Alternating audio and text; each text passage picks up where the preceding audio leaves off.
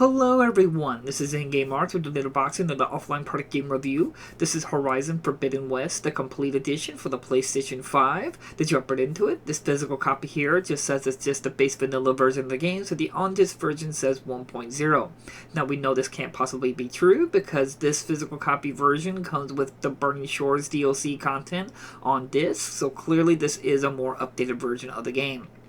Now, I've talked about this before, but sometimes developers or publishers, sometimes when they re-release their physical copies, like a Game of the Year edition, Complete Edition, they revert the version number back to 1.0 for this particular physical copy. So, just keep that in mind. Even though it says 1.0, this is clearly not 1.0. I don't really know exactly what version number it is, but sadly there was an update available. This update size was 500 megabytes big, and will take you to version 1.27 since the time of this video. As well, I was still unlocking trophies with my unregistered account. Now, this complete edition is only available on PlayStation 5. That's because the Burning Shores DLC is only available on PS5. So I'm really glad that we have a physical complete version of Horizon Forbidden West completely on disc with the main campaign and the Burning Shores. Now, that is the only thing that's on disc. There is no pre-order bonus outfits or any cosmetic stuff or anything like that. That redeem code in the box is not any kind of requirement. I think it comes with like some digital soundtrack, some art book. It may come with some DLC outfits, not entirely sure, but that DLC redeem code is not required for you to be able to play the Burning Shores. It's completely functional offline with an unregistered account. Also, I want to include that the new Game Plus update content is also on disc, so you'll be able to start your campaign all over with all your equipment and everything like that, which is extremely nice. Now, if you're not aware, the game comes with two discs. One is a data disc, one is a play disc. When you pop it in, you pop in the data disc first and let that install for a little bit, and then it will stop installing, and then it'll ask you to pop in the play disc, and then you finish the installation of the game onto your console. Now, this does take quite a while. It took around about over an hour for it to completely install, so if you're looking forward to playing this game when you get home, make sure you pop it into your PS5 immediately so you can get that installing, because it's going to be a while before you be able to play it off the disc. Now, my overall experience of the game ran relatively smoothly. There were some minor hiccups, but nothing ever game-breaking bugs or issues or anything like that. The noteworthy one is that usually when I was like going to the store or interacting with certain menus or getting out of a menu really quickly and then immediately running, sometimes the screen would flicker with a black screen for about a half a second. Now, I know there was one time that lasted a little longer and I thought the game crashed, but sometimes the green will just stay pitch black and then immediately appear back to the game. That was the only noteworthy thing. It's usually, like I said, when you talk to a store or navigate in your menu and you get out of it and move around real quickly. I guess it's just as a loading process. There were some minor stuttering. This is very few and far between, but there was some minor stuttering at certain moments in the game. Other than that, there was also audio bugs where sometimes, again, enemy would do attack and that sound kept lingering behind the background or where that enemy attacks, so you have constantly hear explosion effect in this particular area in the game. This happened very few and far between as well. As well as there was some loading asset issues where enemies, like NPCs, like a rebel camp or something like that, some of the enemies didn't have a face or some arms, like the assets are missing, but they still had like armor and body and weapons, but they just didn't have a face. This also affected some dino robots, mostly the flying ones. At a distance, they didn't have like their full body, the assets didn't fully load up, and they just had like little bits of armor pieces floating in the air. Once you got closer, it loaded up the rest of the assets, but at a distance, it looked kind of funny seeing this like pieces of metal flying around. I can only really recall it happening with flying enemies, but maybe if I recall there was one time it happened with land enemies, but nothing completely where an enemy was completely invisible or anything like that, which that's very good. I'd rather have an enemy have little bits of pieces until I get closer than have a completely invisible enemy. Other than that, I can't really think of any other big issue. I did have a ladder not load up properly, where at a distance it showed the ladder was down, but when I got closer, the ladder appeared to back up, like you have to still knock it down. That little bit confused me, as well as I did have a ladder I could not climb all the way up on. It was like trying to climb it, and then Aloy would completely stop right at the tip of it and wouldn't climb all the way up. I had to keep jumping back onto this ladder to get her to do the animation to climb up top of this ladder. That is mostly the most experience I got out of it. This is, I don't know, was a bug or an issue or anything like that. There seemed to be some minor lighting issues. I thought it was kind of funny that Aloy would sometimes glow, where like I would go into a cave or a building or a situation where it's darker, and Aloy's character would just be blaring glowing light all around her. It was really weird. I don't really think this is a bug. I just think it was just how they do their lighting system in the game, where if any particular light is casting down, it's supposed to like do this glowing up of the character, like the light's hitting them, but it just looked weird at certain moments at darker areas. Maybe it is a bug, I don't know. It didn't really affect gameplay, it just looked weird.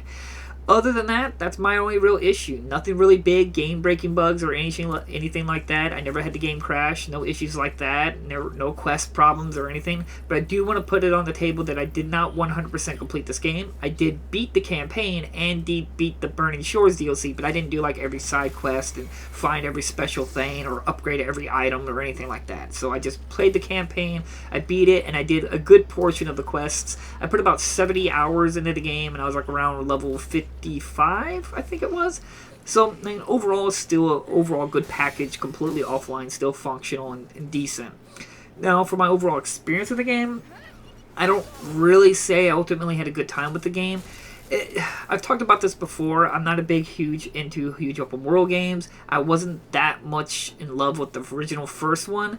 Now, I did talk about how I thought that the first game was gender biased, borderline sexist against men, and my opinion hasn't changed about that in the first one. But the second one here seems to be a lot better in terms of that. They seem to like they took a step back and realized that how they were writing characters in the story, that it was being a little bit gender biased and sexist.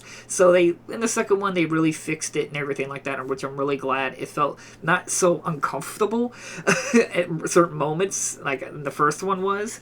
Other than that, story-wise, I think this is a downside of the game, where it feels like a stop point for the main story, because this is clearly going to be a trilogy. There's going to be a third one, obviously, and the main enemy in the second one here was, I don't want to say it, but it was borderline cringy who the main enemy in the game is, and just their whole story and their whole point of who they are and everything like that.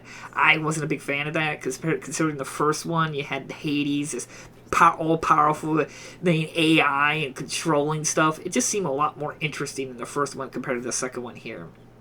Other than little issues that are my personal nitpicks, when you start going in conversation with characters, it seems weird to me. The lightings is just weird to me. Like, the characters are not talking to each other. They're more like on a stage, and the lighting and everything just looks weird around them because it doesn't cast right, and behind them looks like a green screen. I don't know, it just looked really weird to me. Other than that, the game was alright. It worked, it functioned, it played. I did find the game to be increasingly boring.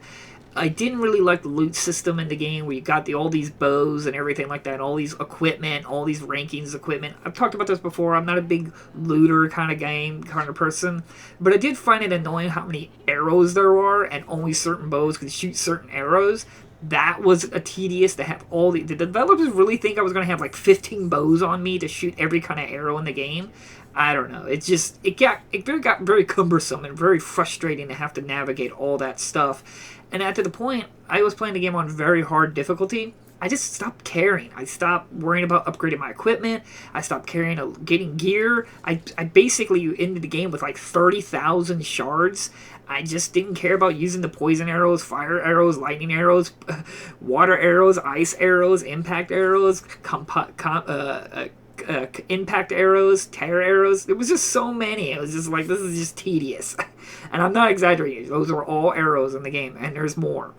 And that's just arrows. There's other weaponry you can use that has its own set of other different arrows and equipment and stuff.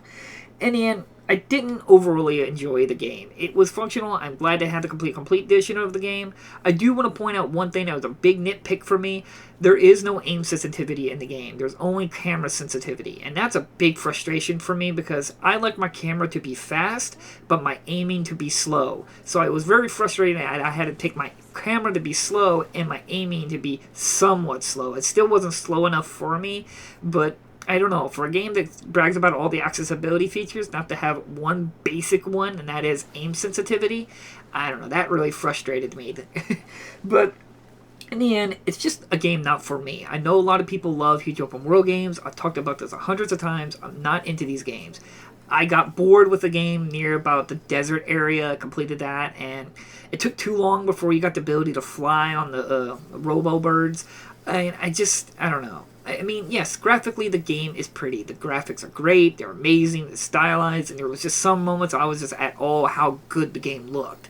But again, I don't play graphics, I don't play frame rates, I don't play resolutions, I play video games. And this just didn't interest me. I got bored with the game, I basically dropped the game difficulty all the way to story mode, and I just basically rushed through the campaign, and I just beat the game, so I got the story and the Burning Shores stuff done, so to verify that you can play and beat it. So in the end, maybe not for me, and that's perfectly fine. Not every game has to be something I enjoy, but if you like it, this is just more for you if you like the first game, and this complete edition is a bravo for the developers for including 2 discs to make sure to have a complete version all on disc. It isn't a perfect copy. Like I said, there was still an update, there were still some minor issues, and there's still some missing content like DLC outfits and pre-order bonus outfits, but those are just little bits of extra. The fact that you have the complete story on disc with the extra story of the Burning Shores is phenomenal, and it's well worth to get into your collection. So like always, I will provide links down in the description if you're interested in a copy. I highly recommend it. It's not even at asking full price. At the time I make this video, I think it's going for like $60, but it seems to be at select stores. I will try to provide links where I can find a copy being sold, but it was really weird. I only could get my copy at GameStop or PlayStation Direct. So I think it's available in more stores now, but it's just weird how it's just very limited places you could buy it at the beginning. So like always, thank you all so much for watching, and I'll see you guys in the next unboxing video. Bye-bye!